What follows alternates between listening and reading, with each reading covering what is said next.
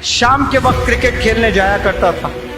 बड़ा पैशन था क्रिकेट का, लेकिन क्रिकेट ना खेलकर मैं बैठकर इंतजार करता कि मेरे अब्बा कब बुलाए मुझे कि बेटा मुझे टॉयलेट जाना है, मुझे पखाना धुलाना है। और मेरा रब गवाह है, कसम खुदा की मैं कहता हूँ, जब जब मैं इन हाथों से मेरे वालिद का पखाना धुलाता मुझे ऐसा लगता कि मैं वर्ल्ड कप जीता हूँ। ऐसी खुशी होती थी मुझे। और मैं समझता हूँ कि वो पैरालिसिस की हालत में जो मेरे अब्बा हुजूर अपने हाथों से पखाना नहीं धो सकते थे, एक नौजवान बच्चा और वालिद की खिदमत कर रहा है, उस वक्त में मेरे वालिद ने क्या दुआ की पता नहीं मुझे। उसकी वजह से आज मैं एक टीचर बना हूँ, एक ट्रेनर बना हूँ, एक मोटिवेशनल स्पीकर बना हूँ। ये मैं मेरी टैलेंट से नहीं बना, ये मेरे एबिलिटीज से नहीं बना, ये मेरे वालिद की दुआ की वजह से बना। हमारी कौम को लीडर्स की जरूरत है, आने वाले जमाने में बहुत जिम्मेदार लीडर्स की जरूरत है। उसके लिए जिम्मेदार माओं की जरूरत है, बेहतरीन माओं की जरूरत है। माएँ आकर रोती है मेरे पास में, आंख नहीं मिला सकती, रो रो कर हलक सूख गया था। फिर वो बताई कि मेरा बच्चा 6th में पढ़ रहा है और गंदे मूवीज देखता है और रोजाना देख रहा है, रेगुलरिटी के साथ में देख रहा है।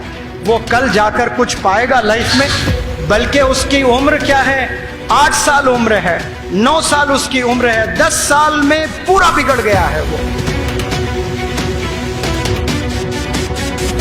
इतनी गंदगी हो गई है कि ऑटो ड्राइवर से इश्कबाजी कर रहा है, नौकरों से इश्कबाजी चल रहा है, इलेक्ट्रीशियन घर में आए तो इलेक्ट्रीशियन से इश्कबाजी हो रही है, गैस वाला बंदा आया गैस वाले से इश्कबाजी हो रही है, जोमेटो के नाम से कोई बच्चा देना आया, दिया बर्गर दिया है, पिज्जा दिया है, आपने लिया, कोई लड़की ली है, इश्कबाजी शुरू हो गई है। इसीलिए अल्लाह ने पर्दा किया है, इसीलिए अल्लाह ने मना किया है। अल्लाह बेहतर जानता है तमाम चीज़ों को। क्यों अल्लाह ने नामहरम से दूर रखा है? ये इसलिए रखा है क्योंकि हर इंसान पर शैतान सवार है। वो हमेशा 24 आवर्स आपसे गुनाह करवाने के लिए पूरे टैक्टिक्स प्ले करते रहता है। हमने वो शैतान के टैक्टिक्स से बचना है। वो बचने के लिए आप सल्लल्लाहु अलैहि वसल्लम ने तरीके बताए हैं। वो तरीकों पर जो चलते हैं वही कामयाब होते हैं। हर बंदा चाहता है कि एजुकेशन करें, लेकिन एजुकेशन के नाम पर आप जिना करोगे, एजुकेशन के नाम पर आप हराम काम करोगे और वो हराम आदतें आप में, आपके खून में आप बसा लिए हो, और उसके बाद आप शादी करोगे और जाकर बच्चे पैदा करोगे तो हराम के बच्चे पैदा होंगे। और क्या हराम के बच्चों से हमारी कौम में कोई लीडर पैदा हो सकता है? दुनिया पूरी बिगड़ गई थी, गुमराह थी, अंधेरे में जिंदगी गुजर रही थी, कोई रोशनी नजर नहीं आ रही थी। तब अल्लाह सुब्हानहू व तआला एक टीचर के तौर पे आप सल्लल्लाहु अलैहि वसल्लम को इस दुनिया में भेजे हैं। आप सल्लल्लाहु अलैहि वसल्लम ने कहा मुझे मुअल्लिम बनाकर भेजा गया, मुझे टीचर बनाकर भेजा गया। आपने अगर कामयाब होना है तो टीचर्स का हाथ थाम ले, मदारिस के टीचर्स का हाथ थाम ले, अपने स्कूल्स के टीचर्स का हाथ थाम ले। कसम खुदा की गुमराह नहीं हो सकते, कामयाबी की मंजिल छूकर रहोगे आप। इस दुनिया में 2 चीजें जो सबसे मुश्किल है। नंबर 1, ईमान की हिफाजत, ऑलमोस्ट इम्पॉसिबल हो चुका है। बराए नाम नजर आ रहा है कि हम लोग मुसलमान हैं, लेकिन वाकई में ईमान है या नहीं है ये अल्लाह सुब्हानहू व तआला ही जानता है। ईमान की हिफाजत इस दुनिया का सबसे बड़ा चैलेंज है, सबसे बड़ा चैलेंज। दूसरा जो सबसे बड़ा चैलेंज है वो है बच्चों की तरबियत। एक बच्चे को नहीं पाल पा रहा है बाप, एक बच्चे की तरबियत नहीं कर पा रहा है। एक दौर था 12-12 बच्चे हुआ करते थे, एक घर में 10-10 बच्चे हुआ करते थे। एक बच्चे को लेकर परेशान है वालिदैन। क्यों? क्योंकि उनमें वो क्वालिटीज नहीं है, वो अल्लाह के करीब नहीं है, वो दुनिया की जिंदगी में गुम हो चुके हैं, पैसे बनाने में गुम हो चुके हैं, तरबियत करने में वो जीरो हैं, और बच्चों से एक्सपेक्ट कर रहे हैं कि वो हीरो हो जाए, सवाल ही नहीं है। कामयाबी की पहली सीढ़ी आपके वालिदैन हैं, आपके वालिदैन हैं, आपके वालिदैन हैं। मैथमेटिक्स नहीं है कामयाबी की सीढ़ी, कंप्यूटर साइंस नहीं है कामयाबी की सीढ़ी।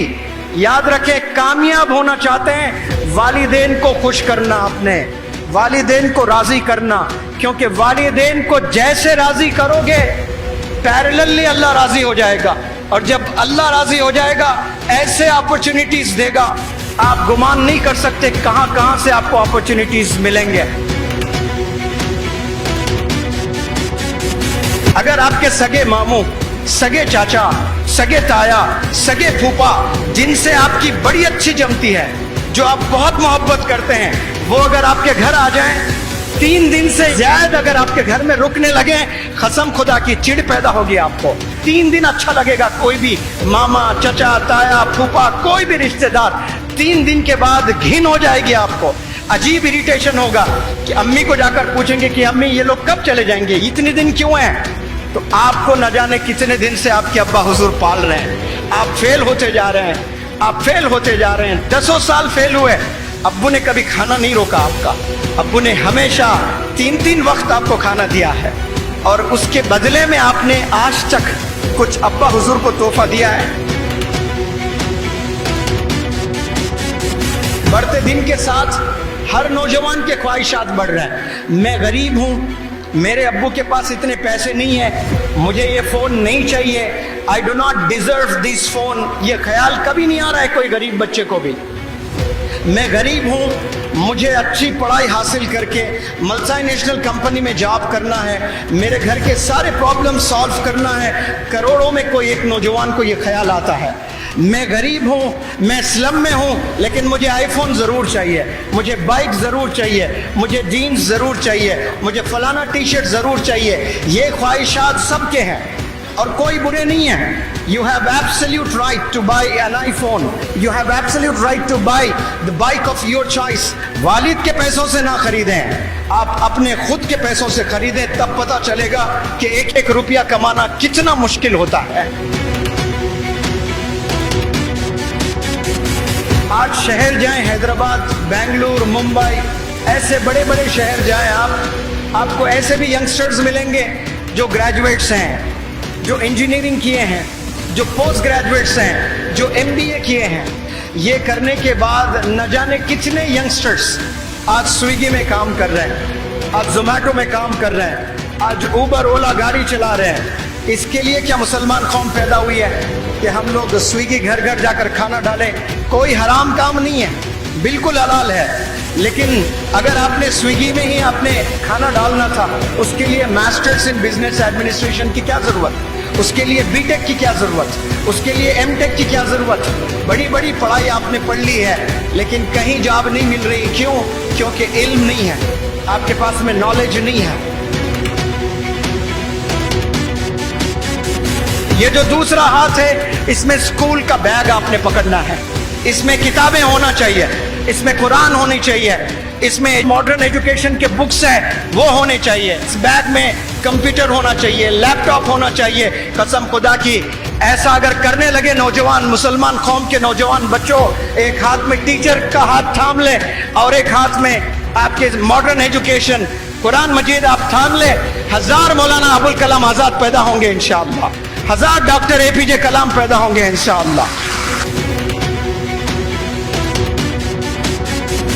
मैं अभी अक्कल कुआं में, मेरा वक्त बहुत ज़्यादा गुजर रहा है। मौलाना हुज़ैफा बस्तानवी साहब कह रहे थे, सर ये जिक्र आप हर स्पीच में रखते हो कि मौलाना अबुल कलाम आज़ाद साहब जब 12 साल की उम्र के थे आपने लाइब्रेरी सेटअप की थी।